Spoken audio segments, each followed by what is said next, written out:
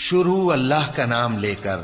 جو بڑا مہربان نہایت رحم والا ہے۔ جب سورج لپیٹ لیا جائے گا اور جب تارے بے نور ہو جائیں گے اور جب پہاڑ چلائے جائیں گے اور جب بیاہنے والی اونٹنیاں یوں ہی چھوڑ دی جائیں گی اور جب وحشی جانور جمع کیے جائیں گے اور جب سمندر آگ ہو جائیں گے اور جب روحیں جسموں سے ملا دی جائیں گی اور جب اس بچی سے جو زندہ دفنا دی گئی ہو پوچھا جائے گا کہ وہ کس گناہ کے سبب قتل کر دی گئی، اور جب اعمال کے دفتر کھولے جائیں گے اور جب آسمان کی کھال کھینچ لی جائے گی اور جب دوزخ کی آگ بھڑکائی جائے گی اور جب بہشت قریب لائی جائے گی،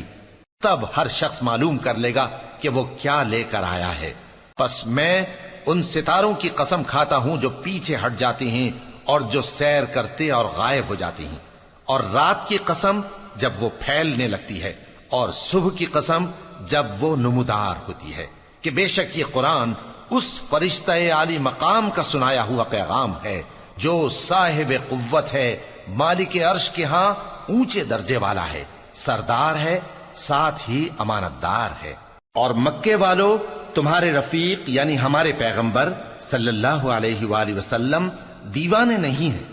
اور بے شک انہوں نے اس فرشتے کو آسمان کے کھلے کنارے پر دیکھا ہے، اور وہ غیب کی باتوں کے ظاہر کرنے میں بخیل نہیں، اور یہ کسی شیطان مردود کا کلام نہیں ہے۔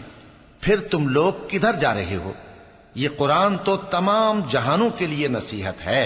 یعنی اس کے لیے جو تم میں سے سیدھی راہ چلنا چاہے، اور تم لوگ کچھ بھی نہیں چاہ سکتے مگر وہی جو اللہ رب العالمین چاہے۔